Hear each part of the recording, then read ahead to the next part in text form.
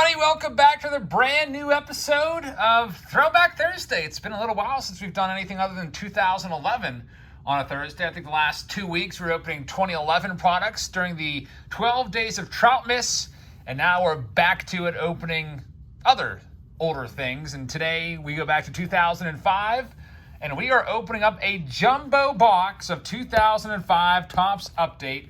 Pretty excited about this. I don't think I've ever opened a box of these before, but before I do open this, I want to let you know, I also have a brand new release preview video coming late tonight. It's 2021 Bowman Draft. It comes out tomorrow. I'll film it as soon as I get this spot sold. If anyone would like to buy this full box on Patreon, I just listed it. And man, I can't wait to open this up and look for the #1 overall guy, Henry Davis of the Pirates, along with all the other good prospects. This is an awesome product. But that's coming tonight. And I'm also considering at 12:01 in the morning doing a live stream opening the cases of these, just because tomorrow's New Year's Eve and I don't want to do it on release day. Because who wants to sit around New Year's Eve and open cases and cases of anything? Like, you're probably all going to want to be watching the ball drop and whatever. So I don't know. I think I'm gonna do that preview video, get that uploaded right before midnight, and then go live with the case break. So don't miss that, folks. It's gonna be fun.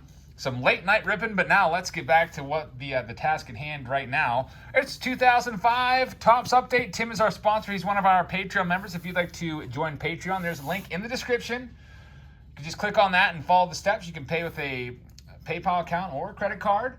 Or if that's too hard for you, you can always just go and type in on Google Jabs Family Patreon, join Jabs Family Patreon, and that'll bring you over there too. But anyway, all of our spots and breaks and videos like this are all Patreon only. But anyway, back to the product here. 2005 Topps Update, 330 cards in this set. Now this was the first ever time they used this name, Update, brand new. And I've got a little backstory. This is from a website called Baseball Cardpedia. I thought it was kind of interesting, so I'll share the backstory and then we'll get to ripping. It says, as late as July, it appeared that Topps would release another Traded and Rookies set in October, based on the formula of the previous 4 years. But in late summer, Topps announced the Traded would be expanded to 330 cards, pushed back to November, and rebranded as Series 3. Now, collectors who'd consider 2005 Topps flagship complete at 733 cards, they're mad. They complained, most notably, that the fact that a box to properly store a 1,063 card base set, the 733 from Series 1 and 2 plus the 330 from this, those didn't exist. Eventually, Topps settled on Update and Highlights as the branding name and announced that UNH, you'll see that on the back of the cards, like Traded, will be sequentially numbered as its own distinct set and not as an extension of the flagship. Topps was listening to collectors, it says here. So it says, like Traded and Rookies, the base set still had players who were traded or signed as free agents. After the original 2005 Topps set was released, managers with their new teams, the usual batch of rookies, prospects, and 2005 MLB draft picks. And there's quite a nice batch of rookies and prospects in here. So some of the names we'll be looking for is Andrew McCutchen, Jay Bruce, Russell Martin, Matt Kemp, Ryan Zimmerman, Ryan Braun, Jacoby Ellsbury, Nelly Cruz, and Justin Verlander. So let's go ahead and get started, folks. Tim, thank you very much. We have some paraphernalia in here, which will just, looks like they're getting everyone ready for 2006 Series 1. Shows you the design there. 35 cards per pack. I'm not sure if there's a guaranteed autograph in here or not. I don't think there is. I looked over the box and didn't see it. They do give you some of these little cutout cards here. Unfortunately, they're all kind of, I don't want to call them bums, but they're all kind of commons. Best one there, I can't call them all commons. Adrian Beltre is really good, so that's a nice one there on the box. I don't know, Tim, if you trust me to cut those out. I don't know how steady my hand is. I do a lot of cutting of these cards, but let's go ahead and get started. 2005 Topps Update, folks. Here's all the odds if you are interested. It's kind of tough to see when it's on the foil. It's always easier to see on the box, but they don't have the odds on the box. They replaced, they put cards where those usually go. All right, so here we go. 2005 Topps Update. We have World Series champion Scott Podsednik. White Sox winning the World Series in 2005. And I do like this design. They got the name on the top. That kind of always reminded me a little bit of the 1986 design, except, of course, instead of like the player name, they had the team name on the top. They also have the name over here, just in case you're not sure who Leiter is. By the way, Outlider's, is this his son? I think it's his son. Jack Leiter? Maybe it's his nephew, but number 2 overall pick in the draft. We'll be looking for him in Bowman draft tonight. All right, there's a good old Young Kim. You Diamondbacks fans probably, I don't know how you feel about him. He gave up us some very key hits in his career. Hey, there's Adrian Beltre. That's the same exact card that's on the box bottom. Same exact picture, as you can see right there. So kind of wish that to make that box bottom a little more special, they would have used a different picture. But Adrian Beltre is going to be in the Hall of Fame someday. No doubt about it. There's Blake DeWitt prospect card as he was drafted. I do not remember Tony Arnarich at all. Now, 2005, I wasn't collecting cards. I had bought a pack of Series 1. I used to buy a pack every single year just to see the design. And then I'd just throw them in my glove box. And when I went to sell my car eventually, what was it, 2000 Honda CR-V, I guess. Had all these just like single packs from the years of Topps just at the bottom of my glove box. Kind of cool. There's Sean Chacon, former Pirate right there. Home run history card of Barry Bonds. It feels thick. Maybe there's a card attached to it. Yes. Oh, look at this. We have a relic. Legendary Sacks. Dave Winfield. There's the Barry Bonds home run history. That's an insert card. It's not too rare, but okay. Do you see anything wrong with this? We have an error card here. Dang it, Topps. 2005 Topps. I wish I'd go back 16 years to complain about you. Do you see the error? Okay, Dave Winfield, yeah, he looks like he's a lot older because that's probably taken in a celebrity softball game. There's no relic in there. It's blank. It's not there. So a Dave Winfield. Did Dave Winfield play shirtless? A Dave Winfield shirtless relic from the All-Star game, numbered out of 300. That is pretty funny right there. Tim, I am very sorry about that. And yeah, I think that's just totally blank. There's nothing there. Oh well, that's don't see that too often. Never know what you're gonna see in these breaks. There's Jeff Kent, who probably should be getting a little more consideration for the Hall of Fame. There's Trevor Hoffman, he's a Hall of Famer, and look who we got here. We've got Hall of Famer Larry Walker. Looks like he's dapping up Reggie Sanders, who was a nice power hitter back then as well. Reggie Sanders played a year for the Pirates, had a good season for him. Next pack up, man, I'm so bummed about that. At least it's not an autograph without an autograph on it. We've seen that before. We've literally seen top certified autos. Who was it? I think it was a Marlins player. Might have been Monte Harrison pulling him out of, I think it may have been Stadium Club, pulling autographs without autographs on them. Oh, fun times. Humberto Quintero. David Ortiz is going to be very interesting to watch in the Hall of Fame voting this year. He's currently polling at 83% of the vote, which is going to put him, I mean, if all the votes were in right now, if he had 83% of the vote from the writers, he would be a Hall of Famer. You need 75% of the vote to get into the Hall of Fame. Hey, there's Delman Young, prospect card. He was a nice player there. It's numbered out of 2005. Had some nice seasons. A lot of potential for him, but just never really worked out. Biggio breaks career hit by pitch record. He was a human beanbag up there. And look at this, Nelson Cruz rookie card. Nelly Cruz. You can see how it says his first year up there. They weren't using the rookie card logos back then, so that's one of the big ones we were after. I'm trying to find the Justin Verlander and Andrew McCutcheon. I probably would put Verlander number 1. There's a nice A-Rod Sporting News card. A-Rod also up for the Hall of Fame right now, currently pulling about 50% of the vote. He's not going to get in at least the first time. The other two big names are Barry Bonds and Roger Clemens, I think, right now, with about 82 ballots in. I think usually there's maybe 400 or 500 ballots total. They're at about 81%. And the one thing about steroid guys, they always fall. Because certain writers, I guess they don't want the blowback, so they don't make their ballots public.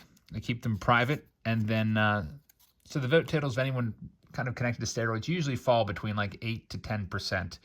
So, I mean, I feel like Bonds and Clemens need to be like 86% from public ballots to have a good shot. I don't think either's getting in. There's Ryan Braun rookie card, now retired.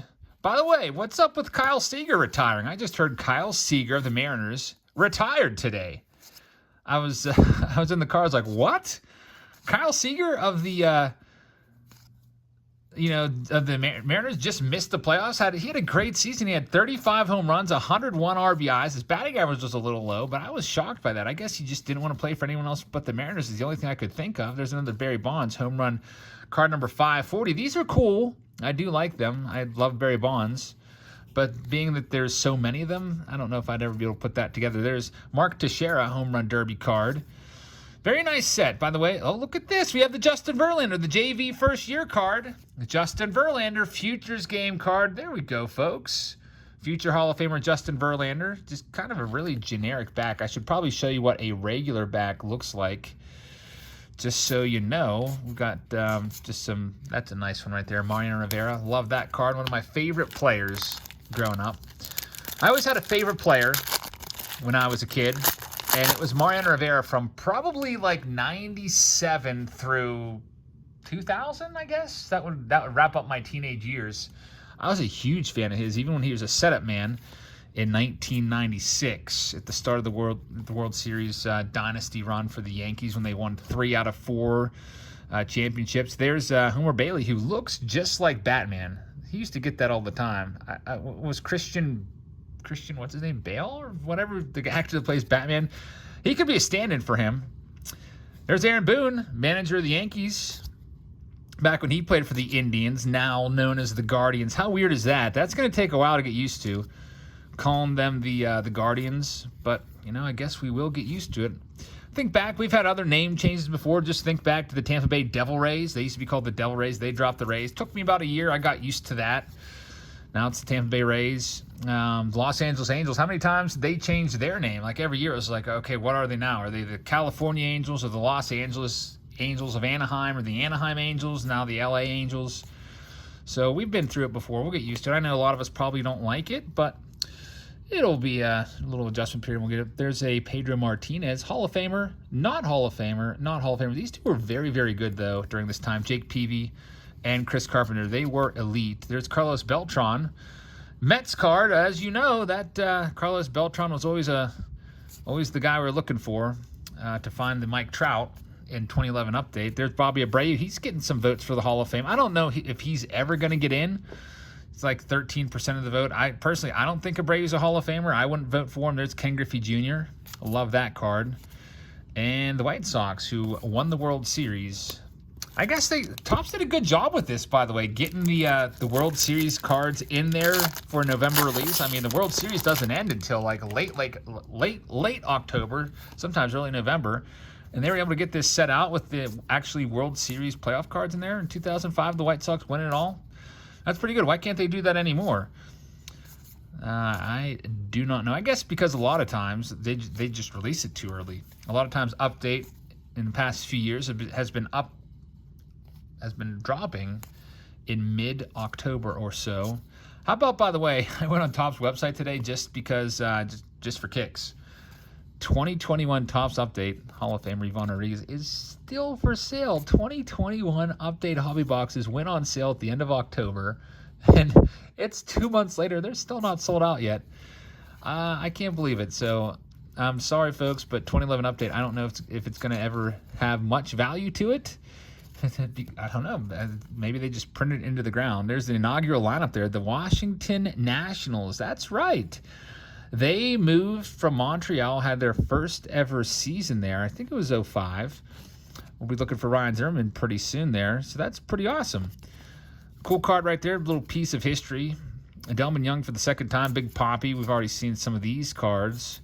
There's Benjamin Molina, older brother of Yachty, who will be a Hall of Famer. Felipe Lopez gets his own Sporting News All-Star card. That's a name from the past that I've totally forgotten about. Some Reds fans probably haven't. All right, next up for Tim. I hope we can find you an autograph, Tim. That would be very nice. I'm rooting for it. Prospect card of Taylor Tankersley. Don't remember that name. Joe Rand, I remember him because he used to play for the Pirates.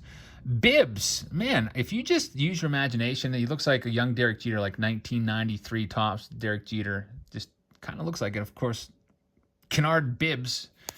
Never made the big leagues. That's, I don't know, it just popped into my head. For a second there, I don't know, I thought this was taken at Jared Guthrow's hotel room. They just said, hey, Can you just throw on your uniform? We need your picture. Don't even bother coming to the ballpark. Just, just come out here in your motel hallway here. It's kind of an interesting picture. I think that's taken in the ballpark, probably outside of the suite section. Marlon Byrd, he's a PED guy, got suspended, busted for PEDs when he was with the Indians a few years ago. Chris Volstad, man, was he ever tall? 6'11", I think? No, 6'7". I knew he was tall, but not that tall. 6'7", still pretty tall. Who else we have? Maybe I'm thinking of John Roush. John Roush was way up there, 6'10". Ricky Romero. I know Zach Campbell loves Ricky Romero. Shout out to Zach Campbell. Jose Hernandez, man, he was the strikeout king. I remember Jose Hernandez. I feel like one year the Pirates sat him down so he wouldn't strike out 200 times. Maybe it was the Brewers that sat him down, but 185, 188, led the league a whole bunch of times. Yeah, he did play with the Pirates in 2003, and just was never that good at making contact. Had some power, though. Definitely had a little bit of pop. We've got a Connor Jackson. Back then, striking out 200 times was almost unheard of. Chris Young was a nice player. There's another Young. Chris Young, he was tall as well. Here's the regular back of the card. He was 6'10". Maybe he's who I was thinking of earlier. I like the back of this card. I think it's a very nice looking design. I like how they show you all the stats, give you a blurb. Now the big question is, when you get a veteran, do they give you the complete record? And I think they do. There's Greg Maddux celebrating his 3,000th strikeout, one of the best ever to do it. I mean, you could have a nice debate. Who was the best pitcher of the 90s? Greg Maddux, man, he would get a large percentage of the vote. It would be close. Like you got, let's think about it, 1990s. I'm thinking right now, Greg Maddux, Randy Johnson, Pedro Martinez are all right there for me. Of course, Curt Schilling was really good too, but he's a little bit outside of those three in terms of like overall performance throughout the 90s. You got other guys in there in the Hall of Fame like Mike Messina and stuff like that. But I'll tell you what, I think I might have to go with Maddux. You can let me know who's the best overall pitcher of the 90s, like from 1990 to 99. Oh man, I think it's either Pedro or Maddux for me. I'd really have to sit down and think about it. Maybe like go through the stats. There's David Murphy. He's now retired. Phil Nevin, gold card. Notice how we're getting a lot more gold cards. Kind of nice nowadays with releases with the increased print runs. You're lucky to get maybe one gold card per box. And that's it in there for Tim. Next, still no autograph. We do have a ghostly relic. It's missing the relic. Got another gold card in here. I really hope we can find one of the top prospects. Hey, look at this. Felix Hernandez. Very nice. King Felix Hernandez. That's a good card right there. Felix Hernandez will likely not be a Hall of Famer. Believe it or not, you're probably like, what? Especially if you live in Seattle. You're like, no way. Slam dunk Hall of Famer. I think he's just a little bit short. If you look at his stats, King Felix was so dominant throughout the, late 2000s to early 2010s. There's Phil Hughes. And around age 31, he just lost it. It just wasn't the same. Kind of a little bit like the Andrew Jones effect. Andrew Jones, if he would have just continued to put up stats, Miguel Montero's the gold card, he'd be a Hall of Famer, no doubt. And I think Andrew Jones might eventually get in. He's about 50% of the vote right now. He still has about 5 years of eligibility yet left. I think he might get in because when you're on the ballot for 10 years and you're being discussed about for year after year after year, people start to finally see some of the positives. And Andrew Jones was so good. One thing that helped him is he started so young at the age of 18? And he kind of had that same drop-off in his early 30s that King Felix had. All right, next pack. Some pitchers just never can bounce back. They lose some velocity, and then they can't reinvent themselves. Now, sometimes they can. Guys like CC Sabathia was able to be effective his entire career. Lost some of the fastball and just worked on some finesse. That's what you got to do. Jeff Francoeur, Braves fans love him. We've got a Sean Tracy gold card right there. Home run history again. Home run number 434. So a lot of those Bonds cards. Hey, there's Hanley. Hanley Ramirez. He had a great career. Again, not a Hall of Famer in my opinion. Edwin Encarnacion. He's got an outside shot. Slim for 400 home runs, I think. 400 or 500. I forget where he's at. Might be 500. I don't think he's going to get there, though. It was nice to watch him with Joey Batstone in Toronto. Those were some good years up there. Those two back-to-back. Edwin Encarnacion always had a little gimmick whenever he would hit a home run. Look at Charlie Manuel posing there like he's a Greek god or something, and they're making a statue of him. That is a funny picture of Charlie Manuel. We got John Mayberry. Had some potential there. There's Jared Weaver. Jose Guillen, we all thought that he was going to be like the next Roberto Clemente here in Pittsburgh, just with that crazy, absolutely crazy arm. And Guillen did have some great seasons for sure. There's Jay Bruce. That's a nice one right there. Jay Bruce, rookie card. So we're getting a lot of the good ones. We haven't yet seen Neil Walker, a nice card right there, if you're a Pirates fan. Haven't seen the Andrew McCutchen yet, but we're starting to hit all of them now. There's a nice Matt Kemp rookie card. So I'm thinking that we're missing the McCutchen along with I was just going to say, Ryan Zimmerman.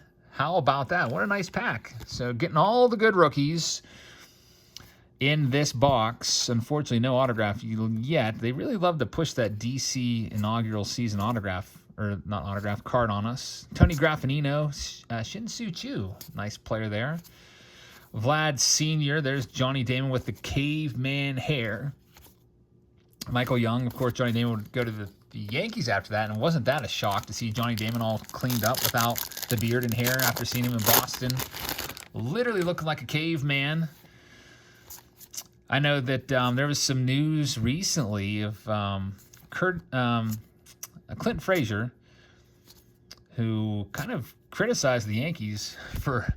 he was mad. He was jaded for sure, but he's like, at least now I can actually grow a mustache and have some freedom. And look at that. We have an Andrew McCutchen. That is a nice one right there. Andrew McCutchen. Rookie card. A great card. Of course, his rookie card with the actual rookie logo on it is from 2009 Topps. Back then, they still put draft cards in Topps, and you had the first-year cards. They kind of didn't... I forget the year they stopped doing that, but they stopped doing that and putting them all in Bowman not too long after. Colby Rasmus had a nice career, lots of power in his bat. All of our gold cards have been commons. Mike Spadale. And look at this. We have a relic with an actual relic in it. It is an Aramis Ramirez, 300 home run. He's a nice name. So the Dave Winfield Ghost relic, that would have been really cool to get a Dave Winfield relic because he's a Hall of Famer. Hey, B.J. Upton, changed his name to Melvin Upton at one point. Had some really good years, too. He was good. Andy LaRoche, younger brother of Adam LaRoche, and there's Andrew Jones, who I think one day... Guys, I should probably make a video of my ballot, Albert Pujols. There's going to be lots of Hall of Fame talk now, especially after New Year's. It really, really heats up with a lot. Like, there's nothing going on in baseball right now. There's a lockout. There's no signings. There's no trades. So the Hall of Fame discussion, if you're following any baseball, writers on any social media, it's going to just dominate the discussion here for the next couple weeks up until the results are finally announced. And I should probably let you know, there's Russell Martin, first-year card. That's a nice one. One of the top ones in there. I should probably let you know my picks. I might make a video about that. Sammy Sosa, slamming Sammy Sosa. Man, does he ever look out of place in his Orioles uniform. So after the Cubs, he went to the Orioles and the Rangers. I actually caught a home run off his bat. I think it might have been his last year when he was with the Rangers. But all those dingers, you can see, really started to go downhill in 2005. 221 average, 14 home runs, just wasn't the same. Even being in the American League where you could be a DH and just focus on hitting dingers. Kind of started to go downhill. Now, a lot of people say, yeah, that's because they started testing for steroids right around there. What was it, 04, 05, somewhere in there. The Mitchell report came out in 03. But a lot of people still voting for Sammy Sosa for the Hall of Fame. I don't think he's going to get in. But we shall see. There's Jacoby Ellsbury rookie card. Very nice. He had some great seasons. Signed a huge contract with the Red Sox. I'm sure the Red Sox would like to have that back. Steve Nelson. And it looks like, unfortunately, if there was going to be an autograph, it would have been right there. But no autograph. A couple relics, even though one was a fake out. And that's it for the box, folks. Last card's going to be Big Papi, David Ortiz. 2005 Topps Update Jumbo. There you have it. Tim, thank you very much for sponsoring this video. Make sure you guys tune in a little bit later tonight. I hope to break this in a preview video, and then I plan to be live. I might do an auction tonight as well. Maybe we'll do an auction for a little while, and then Then go right into Bowman Draft, celebrating that with a midnight release break, which is, I don't think I've ever done that before, but I'm pretty excited about Bowman Draft. I have spots for sale on Patreon right now that I'm selling. You can check it out there, folks. So thank you very much for watching. I hope you guys have a great rest of your Thursday, and I'll see you a little bit later. Good night, everybody.